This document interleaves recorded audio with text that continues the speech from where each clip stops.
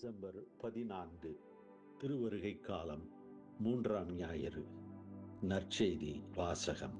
மத்தேயு நற்செய்தி 11ஆம் பிரிவு 2 முதல் 11 வரை இறை வார்த்தைகள்.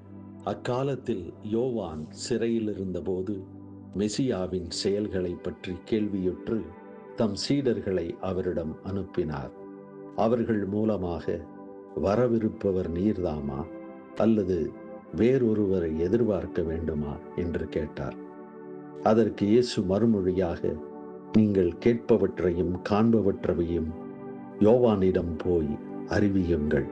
பார்வையற்றோர் பார்வை பெறுகின்றனர், கால் ஊனமுற்றோர் நடக்கின்றனர், தொழுநோயாளர் நலமடைகின்றனர், காது கேளாதோர் கேட்கின்றனர், இறந்தோர் உயிர் பெற்று எழுகின்றனர், ஏழைகளுக்கு நற்செய்தி அறிவிக்கப்படுகிறது.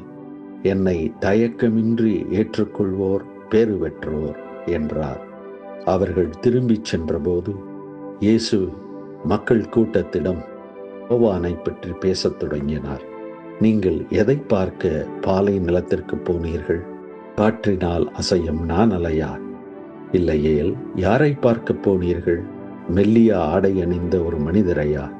இதோ மெல்லிய ஆடை அணிந்தோர் அரச மாளிகையில் இருக்கின்றனர். பின்னர் யாரைத்தான் பார்க்க போனீர்கள்? இறைவாக்கினரையா? ஆம், இறைவாக்கினரை விட மேலானவரையே என நான் உங்களுக்கு சொல்லுகிறேன். இதோ நான் என் தூதரை உமக்கு முன் அனுப்புகிறேன்.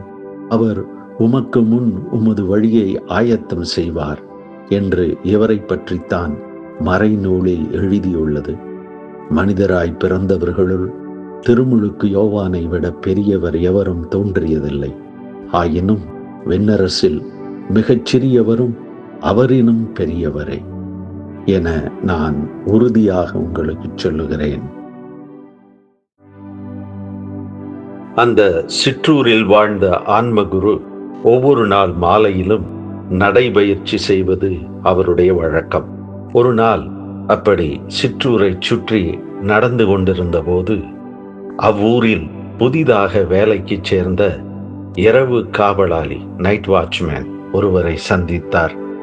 எப்போது வேலைக்கு சேர்ந்தாய்? யார் உன்னுடைய முதலாளி என்று அவனை கேட்டார். அதற்கெல்லாம் பதில் அளித்த காவலாளி குருவிடம் கேள்வி கேட்டார். உங்களை யார் என்று எனக்கு தெரியாது, நீங்கள் யார் என்று கேட்டார். அதற்கு குரு தான் அந்த சிற்றூரின் மடத்தின் குரு என்றார். அடுத்து காவலாளி, உங்கள் முதலாளி யார் என்று குருவிடம் கேட்டார். அந்த கேள்வி குருவை மிகவும் தடுமாறச் செய்துவிட்டது, உள்ளத்தை துளைத்தெடுத்தது. உடனே பதில் கூற முடியாமல் மௌனமாக காவலாளியை கடந்து சென்றார்.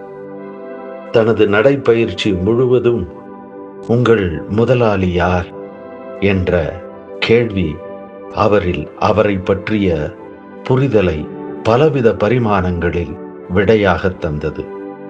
நடைபயணத்தை முடித்து தன் மடத்திற்கு போகும் வழியில் இரவு காவலாளியை மறுபடியும் சந்தித்த போது குரு அவரிடம் கேட்டார், எனக்கு நீ வேலை செய்ய முடியுமா? அதற்கு காவலாளி, செய்கிறேன், என்ன வேலை செய்யணும்? என் வேலை என்ன என்று கேட்டார். மிகவும் எளிதான வேலைதான். நீ இன்று கேட்டாயே ஒரு கேள்வி, உங்க முதலாளி யார், இங்க யாருக்கு வேலை செய்கிறீர்கள் என்ற கேள்வியை தினமும் பல முறை என்னிடம் கேட்க வேண்டும். அதுதான் உன் வேலை என்று கூறி அவனை கடந்து சென்றார். இன்று திருவருகை காலத்தின் 3ஆம் ஞாயிறு. நாம் யாருக்காக வாழ்கிறோம்? நமது வாழ்க்கையின் அதிபதி யார்? நமக்கு தரப்பட்ட பணி என்ன? வாழ்வை பணியாக செய்து கொண்டிருக்கிறோமா? அப்படியென்றால் நம் முதலாளி யார் என்ற கேள்விகள் இன்றைய நற்செய்தி கேள்விகளாக நம்மிடையே வருகிறது. திருமுழுக்கு யோவான் இயேசுவின் வருகையை முன்னறிவித்தார். திருமுழுக்கு கொடுத்து இயேசுவின் பணியை தொடங்கி வைத்தார். இயேசு தனது பணியை தொடங்கிய போது திருமுழுக்கு யோவான் ஏரோதால் சிறைபிடிக்கப்பட்டு சிறையில் அடைக்கப்பட்டார். இறையரசை இயேசு நிறுவுவார், அதனை தானும் கண்டு மகிழலாம் என்று நினைத்திருந்த திருமுழுக்கு யோவான் தற்போது சிறையில் வாதிக்கப்படுவது அவருக்கு ஏமாற்றத்தை தந்திருக்க வேண்டும். ஒருவேளை நான் இயேசுவை பற்றி மக்களுக்கு தவறாக அறிவித்து விட்டேனோ? ஒருவேளை இறைவன் தனக்கு தந்த பணியை நான் சரியாக செய்யவில்லையோ? ஒருவேளை தனது தலைவர் இறைவனுக்கு பணி செய்யாது வேறொருவருக்கு நான் பணி செய்து விட்டேனோ என குழம்பி தவித்திருக்க வேண்டும். எனவேதான் தனக்குள் வலுத்து கொண்டிருந்த ஏமாற்றம், குழப்பங்கள் இவற்றிலிருந்து விடுபட தன் சீடர்களின் வழியாக தன் கேள்விகளை இயேசுவிடம் அனுப்பி வைக்கிறார். வரவிருப்பவர் நீர்தாமா அல்லது வேறொருவரை எதிர்பார்க்க வேண்டுமா என்ற அவரின் கேள்விகளில் தான் செய்தது சரியான பணிதானா, இயேசுதான் தான் அறிவித்த மெசியாவா என்ற அவருடைய ஆதங்கம் வெளிப்படுகிறது. இந்த கேள்விகளுக்கு இயேசு அளித்த பதில், ஆம், நான் தான் நீர் அறிவித்த மெசியா. சரியான மெசியாவான என்னை பற்றி அறிவித்தது உமது பணி, அது சரியான பணிதான் என்ற நேரடி பதிலாக இல்லை. மாறாக மெசியாவின் காலத்தில் மெசியா நிறுவும் அரசில் என்ன நிகழுமோ அவைகளை சுட்டிக்காட்டி மெசியா வந்து இறையரசை தொடங்கிவிட்டார் என்று யோவானுக்கு உணர்த்துகிறார். இதை எளிதாக புரிந்து கொள்ள ஒரு உதாரணத்தை பார்ப்போம். ஒருவர் இயேசுவிடம் ஒரு மரத்தை காட்டி, இது நல்ல மரமா என்று அவரை கேட்டால், இயேசு, ஆம், இது நல்ல மரம்தான், இல்லை, இது தீய மரம் என்று பதில் கூறுபவர் அல்ல. மாறாக அந்த மரத்தின் கனியை கேட்பவரிடம் கொடுத்து, இதை சுவைத்து பாருங்கள், இந்த மரம் எவ்வளவு நல்லது என்ற அனுபவம் பெறுவீர்கள் என்று பதில் கூறுபவர்தான் இயேசு. இறையரசை வர்ணித்து வரையறைப்படுத்தி வார்த்தைகளில் ஏட்டுச் சுரக்காயாக தருபவர் அல்ல இயேசு. இறையரசை இறை அன்பின் அனுபவமாக, குணமளிக்கும் அருளின் அனுபவமாக, நிறைவாழ்வின் அனுபவமாக நிகழ விடுபவர்தான் இயேசு. இறையரசின் அனுபவத்தையே யோவானின் கேள்விகளுக்கு இயேசு பதிலாக தருகிறார். இயேசு என்பவர் வர்ணனையோ, இறையியல் நிலைப்பாடோ, மெய்யியல் விளக்கமோ, ஆன்மீக சித்தாந்தமோ, அரசியல் நிர்வாக சட்டத்திட்டமோ அல்ல. இறைவனுக்கும் மக்களுக்கும் இடையே உயிர் துடிப்புடன் வாழ்ந்து கொண்டிருக்கும் ஆழமான உறவின் அனுபவம்தான் இயேசு மெசியா. அதைப்போல்தான் அவரின் இறையரசு என்பது ஒரு எல்லைக்குள் அடைக்கப்பட்ட நிலப்பரப்போ, நிர்வாக கட்டமைப்போ, ஆள்பவர் ஆளப்படுபவர் என்ற அதிகார படிநிலையோ அல்ல. அவரது இறையரசு என்பது அன்பின் ஆளுமை, மன்னிப்பின் அருளாட்சி, குணப்படுத்தும் தாராளம், தன்னையே பலிதரும் பகிர்வு என்ற அனுபவ கூட்டுதான் இறையரசு.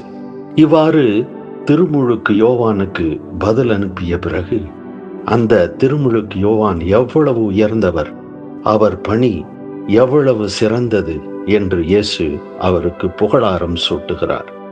யோவான் எல்லா இறைவாக்கினர்களை விட மேலானவர். தனது வரவுக்கு பாதையமைத்து தன்னை அறிவித்து மக்களுக்கு சுட்டிக்காட்டியவர். மனிதராய் பிறந்தவர்களில் இவரை விட மேலானவர் எவரும் இல்லை என்று மிக உயர்த்தி பாராட்டுகிறார். பின்னர் அவரை கேட்டுக்கொண்டிருந்தவர்கள் வியக்கும் வண்ணம் ஒரு புதிய செய்தியையும் இயேசு கூறுகிறார். இறையரசில் மிகச் சிறியவர் இந்த மிகச்சிறந்த யோவானை விட மேலானவர் என்றும் கூறுகிறார். யோவானின் மிகச்சிறந்த நிலையை விட அப்படிப்பட்ட உயர்ந்த நிலை எதுவாக இருக்க முடியும்? இயேசுவின் இந்த வார்த்தைகளில் ஒலிக்கும் பேருண்மை என்னவென்று பார்ப்போம். யோவானின் காலத்தோடு இறையரசுக்காக காத்திருக்கும் நிலை முடிந்துவிட்டது. இப்போது இயேசுவில் இறையரசு நிஜமாக முழு பரிமாணங்களுடன் நிலவிக் கொண்டிருக்கிறது. இப்போது இறைவன் எவ்வித இடைத்தரகருமின்றி இயேசுவின் வழியாக நேருக்கு நேர் தம் மக்களுடன் உறவு கொள்ளும் இறையரசின் காலம் மலர்ந்துவிட்டது. திருமுழுக்கு யோவான் வரை எல்லா இறைவாக்கினர்களும் உரைத்த இறைவாக்குகள் அனைத்தும் இப்போது இயேசுவில் நிறைவேறி இறை அனுபவமாக மக்களிடையே வந்துள்ளது. இதை உள்ளத்தில் உணர்ந்து இறையரசை வாழும் எவரும் நாமும் இந்த நிஜத்தை எதிர்பார்த்து வாழ்ந்த இறைவாக்கினர்களை விட, ஏன் இயேசுவை அறிமுகப்படுத்திய திருமுழுக்கு யோவானை விட சிறந்தவர்கள், பேறு பெற்றவர்கள் என இயேசு குறிப்பிடுகிறார். இறைவன் இயேசு நம்மிடை வந்ததில் நம் மானிட இயல்போடு கலந்து நம்மில் ஒருவராக மாறியதில் இறையரசு மலர்ந்து விட்டது. இதன் நிஜத்தை அந்த இறையரசின் பண்புகளான அன்பாக, அருளாக, மன்னிப்பாக, பகிர்ந்தளிக்கும் உறவாக அனுபவித்து வாழும் ஒவ்வொருவரும் மிக பேறு பெற்றவர்கள். இந்த பேறு பெற்ற நிலைமையை தான் மத்தேயு 13ஆம் அதிகாரம் 16, 17 வசனங்களில் தனது சீடர்களுக்கு இயேசு விளக்குகிறார்.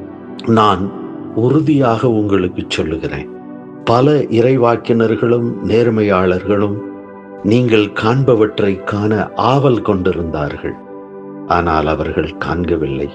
நீங்கள் கேட்பவற்றை கேட்க விரும்பினார்கள், ஆனால் அவர்கள் கேட்கவில்லை. உங்கள் கண்களோ பேறு பெற்றவை, ஏனெனில் அவை காண்கின்றன. உங்கள் காதுகளும் பேறு பெற்றவை, ஏனெனில் அவை கேட்கின்றன. இயேசுவின் இறையரசை நேரடியாக சுவைக்கும் நாம் ஒவ்வொருவரும் பேறு பெற்றவர்கள், யோவானை விட பேறு பெற்றவர்கள். கிறிஸ்து பிறப்பு நெருங்கி வருவதை உணர்த்தும் திருவருகை காலத்தின் 3ஆம் வாரம் நமது கண்களையும் காதுகளையும், நமது புலன்கள், உணர்வுகள், எதிர்பார்ப்புகள், நம்பிக்கைகள் அனைத்தையும் கூர்மைப்படுத்துகிறது. இயேசுவின் பிரசன்னத்தால் நம்மிடை நிஜமாக மலர்ந்துள்ள இறையரசை இனங்கண்டு கொள்ள, உணர்ந்து வாழ இந்த 3ஆவது வாரம் அழைக்கிறது. இன்றைய 2ஆம் வாசகம் இயேசுவின் வருகையில் இறையரசு விதைக்கப்பட்டு நம்மிடையே வளர்ந்து கொண்டிருக்கிறது. அதனை பொறுமையோடு இருந்து நல்வாழ்வு வாழ்ந்து அதை வளர்த்தெடுக்க நம்மை ஊக்கப்படுத்துகிறது. இயேசுவின் வருகைக்கு முன் இறைவாக்கினர்கள் இறையரசின் வருகைக்காக மக்களை எதிர்பார்த்து அந்த காத்திருக்கும் மனநிலைமையில் வாழ போதித்தர். இயேசுவின் வருகை நம்மிடையே எதிர்பார்த்ததை நிறைவாக்க அந்த இறையரசை நிஜமாக்கிவிட்டது.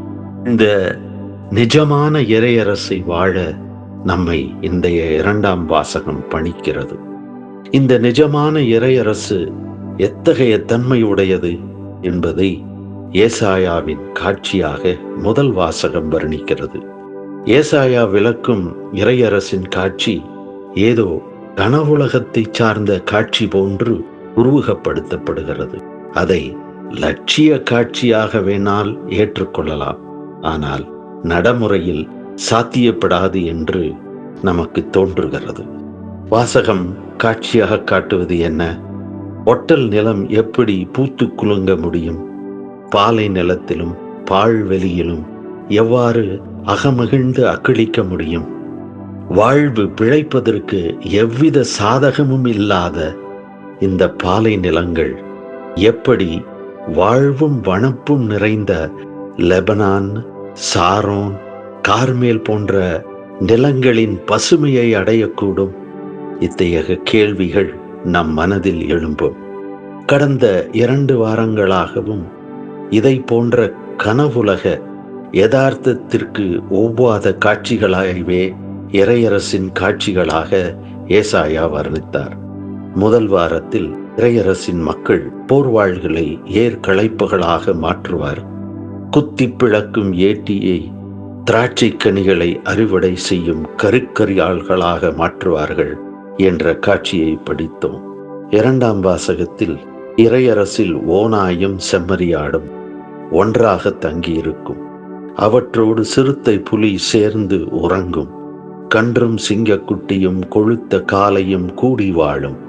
பசுவும் கரடியும் ஒன்றாய் மேயும். சிங்கம் மாட்டைப் போல வைக்கோல் தின்னும். குழந்தைகள் விரியன் பாம்பின் வலையில் விளையாடுவார்கள் என்ற காட்சியை படித்தோம்.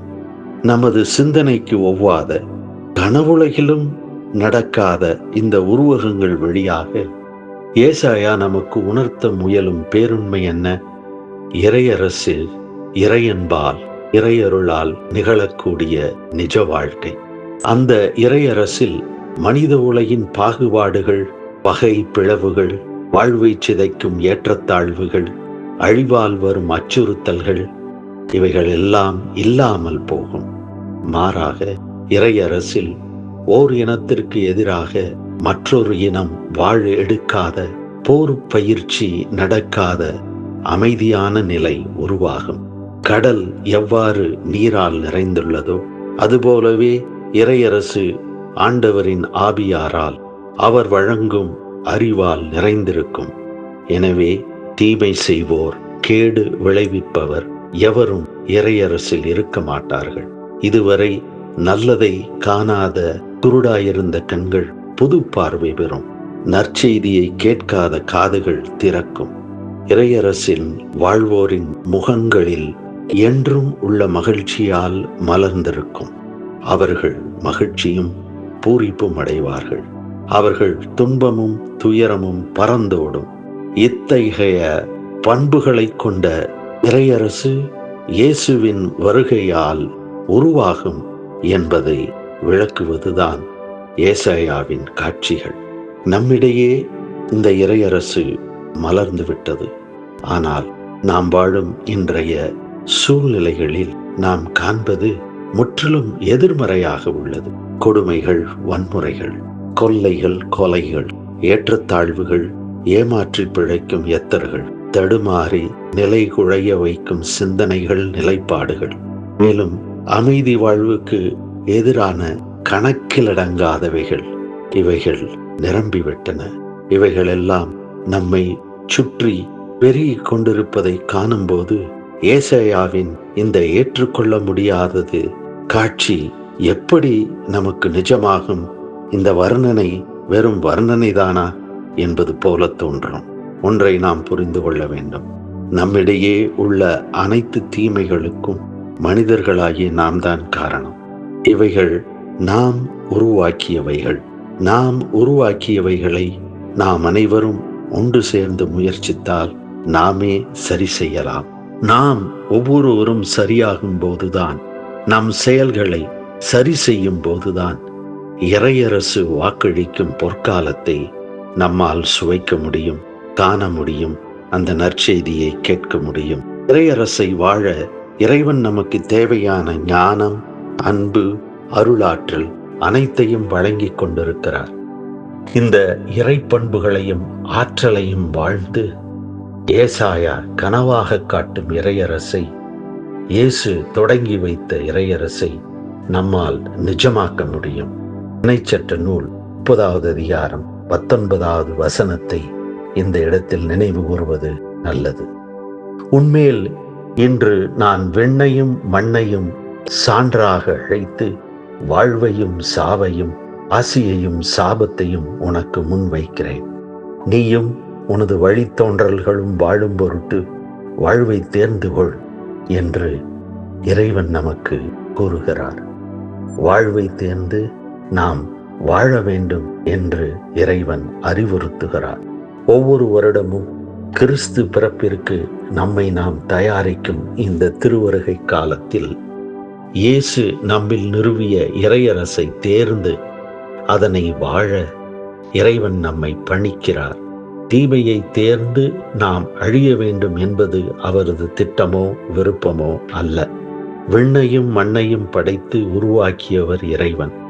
அது மனித தீமையால் அழிந்து வெறுமையாவதை விரும்பாதவர் இறைவன். அதில் மக்கள் நீடித்து வாழ தன் மகன் இயேசுவை நம்மில் ஒருவராக அனுப்புகிறார். நம்மில் இருக்கும் இறையரசின் நிஜத்தை நம்மால் வாழ முடியும், அதனை வாழ வேண்டும் என்று அதற்கு தேவையான அருளாற்றலை தனது பிறப்பில் தருகிறார். இறை இயேசுவின் பிறப்பை நாம் கொண்டாட தயாராகும் போது நமக்குள் இருக்கும் அருளாற்றலை நினைவுபடுத்தி அதை வாழ்ந்து இறையரசை, அதன் அமைதியை, அன்பை, அருளை, பகிரும் உறவை வளர விடுவோம்.